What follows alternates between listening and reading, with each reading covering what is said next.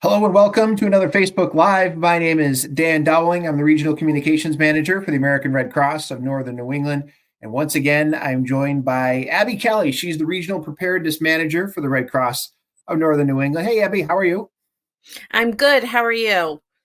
Good. Thanks for coming back again today. Now, February is American Heart Month. It's a time when everyone is encouraged to focus on their cardiovascular health. Today, we're going to talk a bit about what to do in a cardiovascular emergency by discussing hands-only CPR and automated external defibrillators, or AEDs. So, Abby, tell me a little bit about hands-only CPR and why should people know this kind of stuff?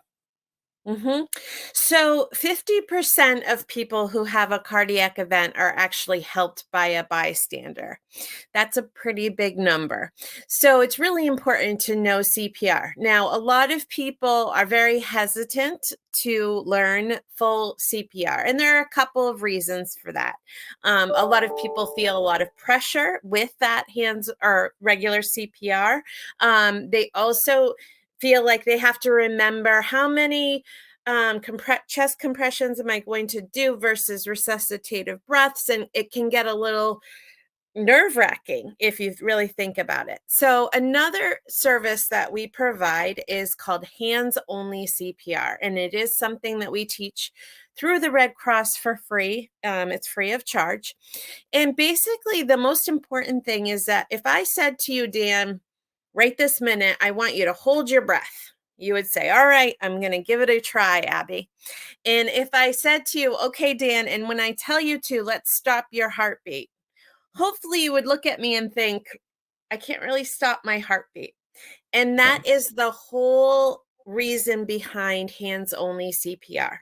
Yes, can we live without our breath for a little bit? Yes, we can. Can we live without our heart beating? We cannot. So that's why hands only CPR is so very important. And we learn just to do the chest compressions so that we can keep that heart beating long enough until we can get some help. Excellent. And so CPR is different than hands-only CPR, but it's a good technique to know in a pinch if you aren't certified CPR trained. What is the process look like and how would someone go about it? So, again, I won't teach the entire class here, but you can certainly go to redcross.org to find out more information of where you can go ahead and get that class for free. But there are some very simple steps that you take during hands only CPR. The very first thing that you do is you check the scene, and that is for safety. You want to make sure that not only are you safe to go in and help, but you also want to check the person that perhaps has suffered a cardiac event. Okay. So we're going to check the scene, see if it's safe for us to go in and help. Then we go in and check the person and see if they're breathing.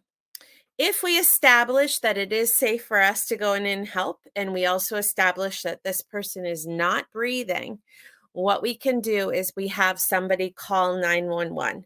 So we call that first step check and call. Okay. The second thing that you're going to do is very easily, you're going to start those chest compressions.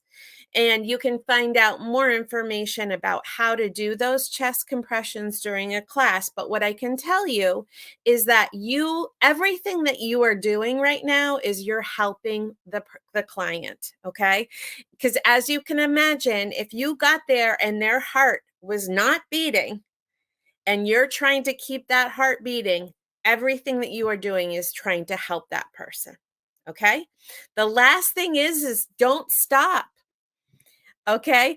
Well, obviously, you've got to stop at some point, but there are a couple of things that you want to look for in order to stop. And one of those things would be if somebody came to relieve you and help with the hands-only CPR, or if EMT professionals came and they were ready to do whatever work they needed to do, or if a working AED came into play.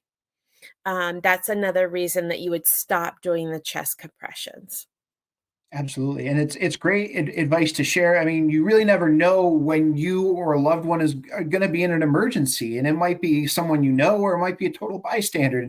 you always hope that the right person is going to be around during those emergencies. And it's so great that the Red Cross teaches these skills to hopefully get more people in the community to have these skills, to be at the right place at the right time in order to save someone's life. And I've seen stories, and I'm sure you have too, time and time again, of just someone knowing what to do in an emergency and really being the difference between life and death. Truly, it's life-saving skills. Mm-hmm. And it kind of leads us into the second half where we're talking about AEDs. What are AEDs and how can I use them? Great question, Dan, and thanks for bringing those AEDs up. So AEDs are automatic external defibrillators. And basically, we refer to them as AEDs. And these are things that are all around, honestly. Most schools have them, hospitals, public locations, they all have them.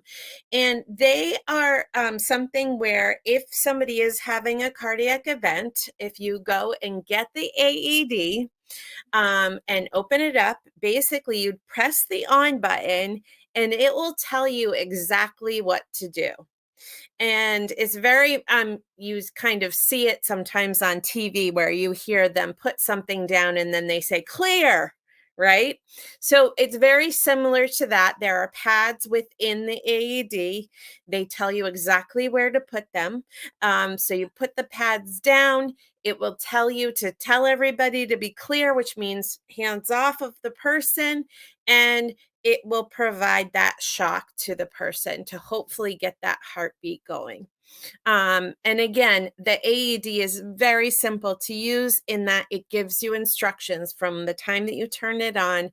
It gives you the exact instructions as to what to do and how to do it. And so luckily, those have become more and more prevalent and they are more around. And again, it's an easy way to save somebody's life. Absolutely. You see them on walls at gyms or in schools and things like that. And you're really not sure, what is this, kind of a scary thing on a box, right? And it just kind of sits there. But, in time of emergency, those things can save a life. And like you said, it's incredibly easy to use one of these devices. They make it possible so that anybody could take it and use it in a situation. So, people shouldn't be hesitant, because of what might happen. These devices can really make a difference between life and death. Where can people learn more, Abby, if someone wants to get more information about signing up for a class or learning more about these techniques? Go ahead to our redcross.org website and you can learn more about hands-only CPR. You can learn more about regular CPR. You can learn more about AEDs and a lot of other great information that you can learn about there. Awesome. Thank you so much, Abby. I'm glad we were able to get together for American Heart Month to talk about these things, certainly important issues that we want to get the word out and hopefully help somebody out there in an emergency for sure. Thank you for joining me, Abby. It's great to have you here today. Thank you, Dan, for having me. And hopefully we'll never have to use this information, right? Absolutely. Yeah. Good information to have. And, we'll hopefully try to keep some people safe out there. And thank everyone for joining us today to watch our Facebook Live and continuing to support our program. Be sure to like and share this video and share it with people you care about to get the word out as well. Thanks for everyone for joining us and have a great day.